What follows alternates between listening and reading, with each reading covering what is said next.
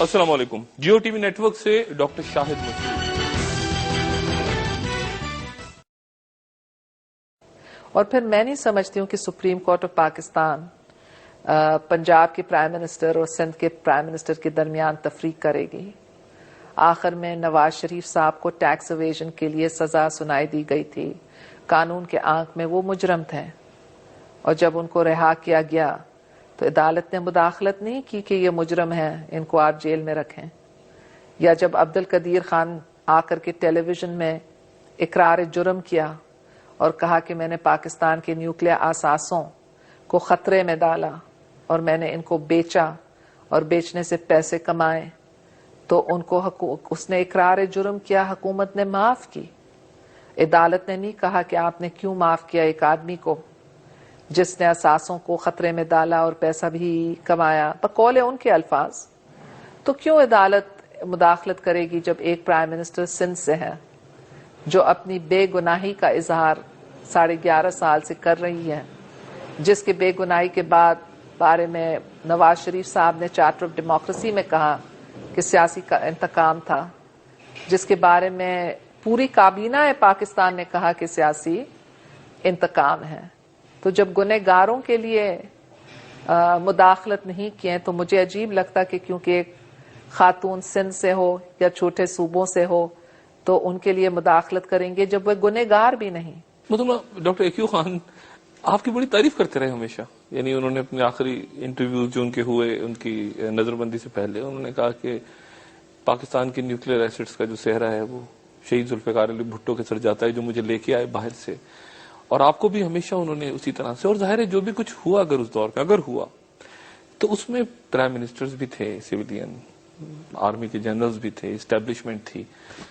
آپ واقعی سمجھتے ہیں کہ سارا کچھ ایکیو خان پہ ڈال کے، یعنی یہ نہیں آپ سمجھتے ہیں کہ اس شخص نے سارا اپنے اوپر لے لیا اور بہت لوگوں کو اس نے؟ میں تو ان کو جانتی ہوں، آخر میں یہ بھٹو صاحب کے ساتھ کام کرتے تھے اور بھٹو صاحب پاکستان کے نیوکلیئر پروگرام کے بانی تھے. بھٹو صاحب کے بغیر کوئی بھی سائنٹسٹ کچھ نہیں کر سکتا تھا، اور جو اس کے سیکرٹس ہیں وہ اب تک نہیں آئے کہ پاکستان نے کیسے نیوکلیئر پاور حصول کیے. تو میں ان کو جانتی ہوں اور میں نہیں سمجھتی ہوں کہ وہ اکیلا کر سکتے تھے. میں سمجھتی ہوں کہ کچھ لوگوں نے ان کو قربانی کا بکرا بنایا، مگر جب تک وہ بات کی تحقیقات پارلیمنٹری کمیٹی نہ کرے تو ہمیں نون فیکٹس پر جانا ہے، اور نون فیکٹس یہ ہیں کہ انہوں نے اقرار جرم کیا ہے. دوسرا میں بتانا چاہتی ہوں کہ ایز پرائم منسٹر میں نے بے نظیر نیوکلیئر ڈاکٹرن کا اعلان کی تھی، جس کے ایک اصول یہ تھا کہ پاکستان نیوکلیئر ٹیکنالوجی ایکسپورٹ نہیں کرے گا. تو ابھی ایکیو خان صاحب یا ڈاکیومنٹس ہمیں بتا سکتے ہیں کہ نیوکلیئر ایکسپورٹ کیا انفرادی طور پر ہوا یا کسی نے پالیسی کی خلاف ورزی کی یا کسی عبوری وزیر اعظم نے آ کر کے اپنے مالکان کے پیر چومنے کے لیے جا کر کے کہا کہ چلو یہ خراب کام بھی کر لو جس سے پاکستان خطرے میں پہنچ سکتا ہے اور اثاثے میں پہنچ سکتے ہیں. مگر جب تک وہ ہمیں نہیں معلوم ہو، اقرار جرم تو ایکیو خان نے کیا ہے اور اس کو معاف کی گئی ہے، اور عدالت نے مداخلت نہیں کی ایک ایسے سنگین کیس میں جدھر weapons of mass destruction involved ہیں. محترمہ 88 میں مشروط اقتدار آپ کو دیا گیا تھا. سب لوگ جانتے ہیں کہ آپ جیتی تھیں، لیکن اس کے باوجود اس وقت کے ISI کے جو چیف ہیں وہ آپ کے پاس آئے تھے، حمید گل صاحب. انہوں نے کہا کہ جی یہ کنڈیشنز ہوں گی، ہم آپ کو لانا چاہتے ہیں لیکن یہ منسٹریز نہیں ہوں گی، یہ نہیں ہوگا. یہ آپ کے لیے کچھ نو گو ایریاز ہیں. اب بھی کچھ نو گو ایریاز ہیں. آپ کو پتا نہیں یہ کدھر سے آیا کہ کسی نے آ کر کے مجھے کہا کہ ISI کے چیف نے آ کر کے کہا کہ یہ آپ کے لیے نو گو ایریاز ہیں. میرے پاس کوئی ISI چیف نہیں آیا کہنے کے لیے کہ یہ نو گو ایریاز ہیں.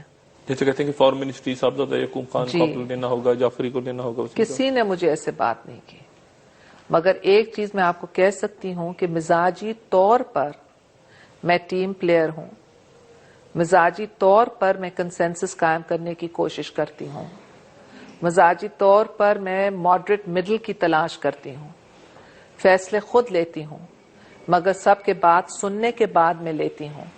تو یہ ایک حقیقت ہے کہ میں نے صاحبزادہ کو رکھی کیونکہ اس وقت دسمبر 1988 میں روس کو 2 مہینے کے اندر افغانستان چھوڑنا تھا، تو مجھے فارن پالیسی میں کنٹینیوٹی کی ضرورت تھی۔ عبوری حکومت نے جا کر کے IMF کے ساتھ ایک سمجھوتا بھی کیا تھا، تو مجھے کنٹینیوٹی فائنانس میں چاہیے تھی اس ٹیم کی جس نے مذاکرات کیے ہیں، تاکہ پاکستان کے عوام کو کوئی دھچکا نہ لگے یا معیشت کو کوئی دھچکا نہ لگے۔ کیا پاورز ہوں گے؟ میں تو کہتی ہوں کہ ہمیں اس کو ڈسکس کرنا چاہیے، کیونکہ ظاہر ہے اس وقت جو الیکشنز ہیں یا 2002 میں، تو ہمارے نظر میں پاورز پارلیمنٹ کے پاس نہیں ہیں۔ جنرل صاحب کہتے ہیں کہ ان کو کوئی پاورز نہیں چاہیے، خالی یہ پاور کہ presidential power to dismiss parliament. ہم سمجھتے ہیں کہ اس پاور نے ہمیں غلط ڈیموکریسی 90s میں دی اور ہمیں بہتر سسٹم بنانا چاہیے، مگر یہ دوسرے مرحلے کا فیز ہے۔ ٹرائیکا، پریزیڈنٹ مشرف نے کہا ہے اپنے ریسنٹ انٹرویوز میں کہ ٹرائیکا بننا چاہیے between the prime minister and the president and the army chief. آپ بلیو کرتی ہیں ٹرائیکا پہ کہ پاور شیئرنگ ہو سکتی ہے؟ میں ساورینٹی آف پارلیمنٹ پر یقین کرتی ہوں اور میں کانسٹیٹیوشنل رول پر یقین کرتی ہوں، اور میں سمجھتی ہوں کہ سب سے پہلے پارلیمنٹ کو ساورن ہونا چاہیے، مگر اس کا فیصلہ تو میں خالی نہیں کروں گی، اس کا فیصلہ پاکستان کے عوام کو کرنا پڑے گا، دوسری جماعتوں کو کرنا پڑے گا جو اسمبلی کے اندر ہوں گے، اور یہ collective wisdom of the nation جو ہوگا وہی ہوگا۔ مگر اگر عوام ہمیں 2/3 میجورٹی دیں تو پھر انشاءاللہ تعالی ہم ایک ساورن پارلیمنٹ لے آئیں گے۔ تو آپ مجھے اجازت دیں، کیونکہ آپ جانتے ہیں مجھے ہوائی جہاز بھی محترمہ بہت شکریہ، اور آصف صاحب آپ کا بھی بہت شکریہ۔ خواتین حضرات، بے نظیر بھٹو صاحبہ اور آصف علی زرداری صاحب کی گفتگو آپ نے سنی۔ چند ہی گھنٹوں میں یہ جو گھنٹے ہیں، اگلے چند گھنٹے، یہ پاکستان کی سیاست کو کوئی بھی نیا رنگ اور نیا رخ دے سکتے ہیں۔ اپنے دوستوں رشتہ داروں گرد و نواح کے لوگوں کا سب کا خیال رکھیے گا۔ اللہ حافظ۔